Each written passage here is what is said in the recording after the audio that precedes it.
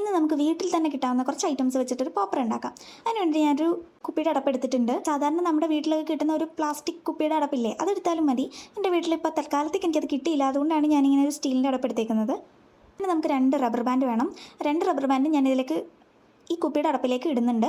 എന്നിട്ട് നമുക്കൊരു ടേപ്പ് വെച്ച് ഇത് കറക്റ്റായിട്ട് നന്നായിട്ട് ഒട്ടിക്കണം.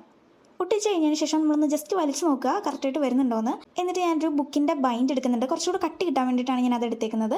എന്നിട്ട് ഈ റെഡ് കളറിലെ കുറച്ചുകൂടെ ലൂസായിട്ടുള്ള റബ്ബർ ബാൻഡിൻ്റെ മുകളിൽ ടേപ്പ് ഒട്ടിച്ചിട്ട് അത് ഞാൻ ഈ കബോർഡിലേക്ക് ഒട്ടിച്ചു കൊടുക്കുന്നുണ്ട്. കബോർഡിൽ നിന്ന് പറഞ്ഞത് ഈ ബൈൻഡിലേക്ക് ഞാൻ ഒട്ടിച്ചു കൊടുക്കുന്നുണ്ട്.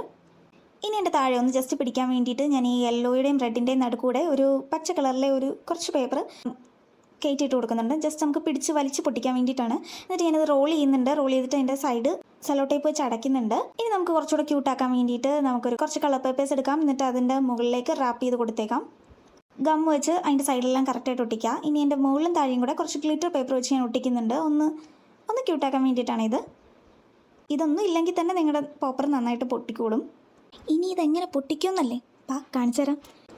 കുറച്ച് പേപ്പേഴ്സ് ചെറുതായി കട്ട് ചെയ്ത് ഞാൻ ഇതിനകത്തേക്ക് ഇടുന്നുണ്ട്, പൊട്ടുമ്പോൾ തെറിച്ച് പോകാൻ വേണ്ടിയിട്ട്.